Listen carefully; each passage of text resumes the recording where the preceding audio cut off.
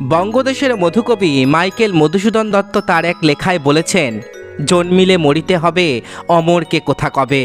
আর বিজ্ঞানীরা তো বলেই থাকেন, এ পৃথিবীতে কোনো প্রাণী হোক বা গাছপালা, এমনকি কীটপতঙ্গ, যার জন্ম আছে মৃত্যু তার অবশ্যম্ভাবী। অথচ চিরন্তন এই সত্য জানার পরেও মানুষ সারা জীবন ধরে অমরত্বের খোঁজ করে এসেছে। হিন্দু পুরাণ, বিভিন্ন মহাকাব্যে একাধিক মৃত্যুহীন ব্যক্তির কথা বলা হয়েছে। হিন্দু পুরাণে যে কয়েকজন অমরত্বের অধিকারী হয়েছেন তাদের মধ্যে সবচেয়ে আকর্ষণীয় ও বর্ণময় এক চরিত্র হলেন পরশুরাম। রামায়ণ ও মহাভারতে পরশুরামের উল্লেখ আছে। ঋষি যমদগ্নি এবং তার স্ত্রী রেণুকার 5 সন্তান, বসু, বিশ্বাবসু, বৃহৎভানু, বৃহৎকর্ণ এবং পরশুরাম। পরশুরাম ছিলেন তাদের কনিষ্ঠ সন্তান। পরশুরামের জন্ম কাহিনী নিয়ে নানা গল্প প্রচলিত আছে পুরাণে।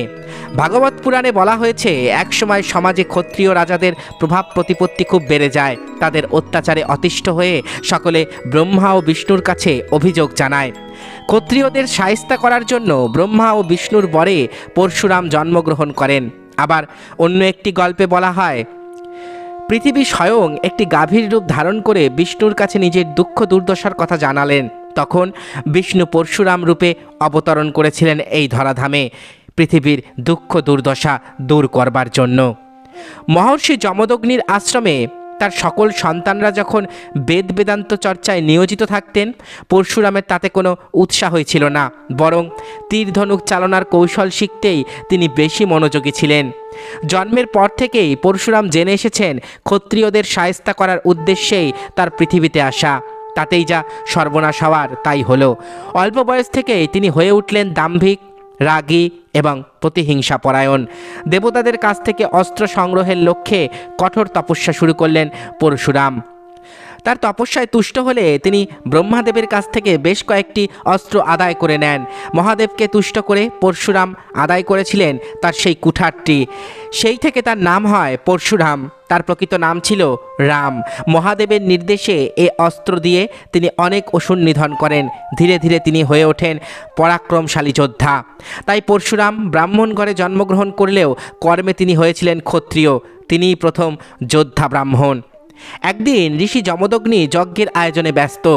স্ত্রী রেণুকা জল আনতে গিয়েছেন নদীতে। ওই সময়ে নদীতে চিত্ররথ নামে এক রাজা তার স্ত্রীদের সাথে জলবিহার করছিলেন। তা দেখে রেণুকা কামার্ত হয়ে পড়েন। এদিকে রেণুকা যখন কুটিরে ফিরে না আসায় চিন্তিত হয়ে পড়েন ধ্যানযোগে থাকা ঋষি। তখন স্ত্রীর ওই অবস্থা দেখে অত্যন্ত ক্রুদ্ধ হন তিনি। তৎক্ষণাৎ পুত্রদেরকে মাতৃহত্যার আদেশ দেন। কিন্তু মাতৃহত্যা মহাপাপ। এজন্য ঋষির প্রথম 4 সন্তানই পিতার এই আদেশ পালন করতে রাজি হননি। তখন ঋষি তার 4 সন্তানকে জড়ত্বের অভিশাপ দেন। শেষে কনিষ্ঠ সন্তান পরশুরামকে একই আদেশ দিলে পরশুরাম তার কুঠার দিয়ে মায়ের শিরচ্ছেদ করেন। পিতৃ আজ্ঞা পালন করায় যমদগ্নি পুত্রের ওপর বেশ সন্তুষ্ট হন।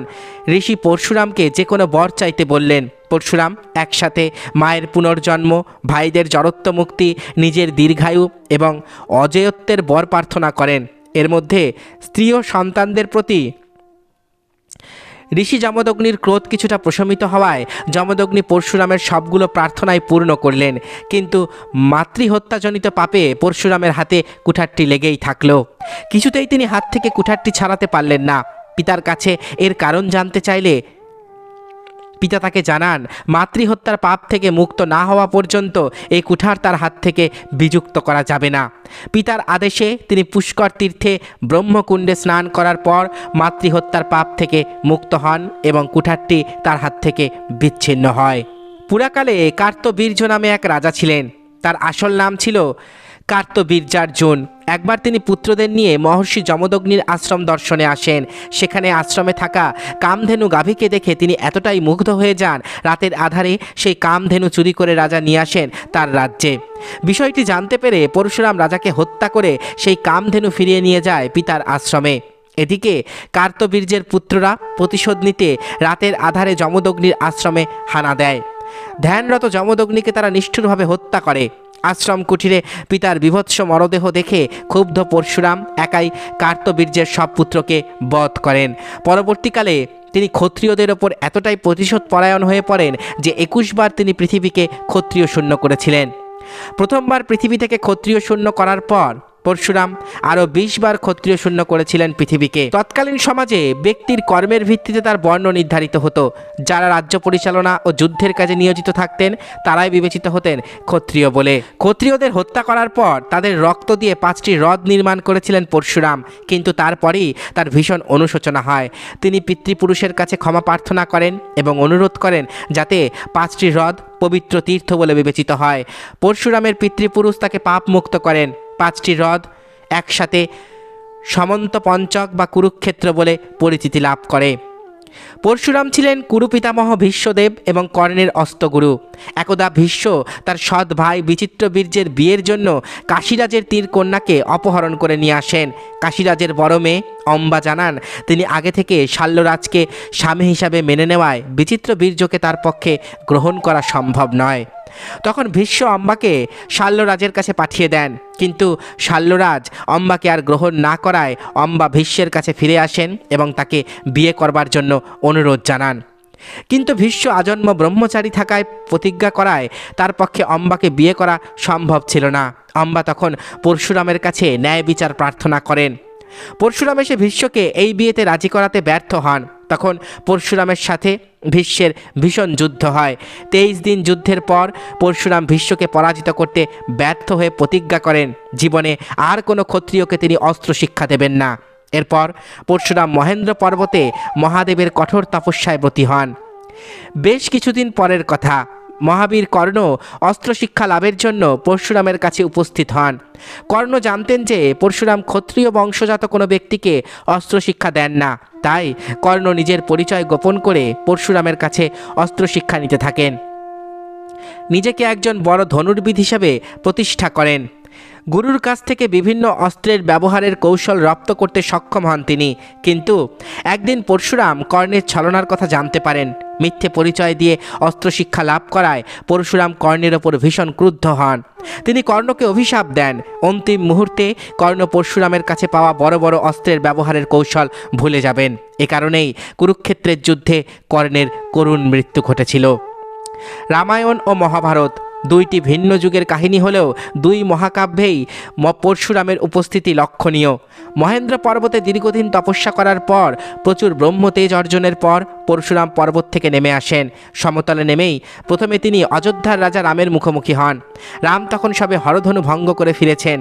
এই হরধনু পরশুরাম জনক রাজাকে উপহার দিয়েছিলেন। জনকরাজ শর্ত রেখেছিলেন যে এই ধনুকে যে ব্যক্তি গুণ পড়াতে পারবেন তার সঙ্গেই তিনি কন্যা সীতার বিবাহ দেবেন। রাম সে পরীক্ষায় উত্তীর্ণ হয়ে সীতাকে বিয়ে করেন। হরধনু ভঙ্গের কথাটি জানতে পেরে এমনিতেই পরশুরাম রামের ওপর ভীষণ অসন্তুষ্ট ছিলেন। রামকে দেখেই আবার সেই পুরনো অহংকারী পরশুরাম ফিরে এলো তার মধ্যে। তিনি রামকে বললেন রামের যদি এতই শক্তি তবে তিনি যেন তার বৈষ্ণবী ধনুকে গুণ পরিয়ে দেখান।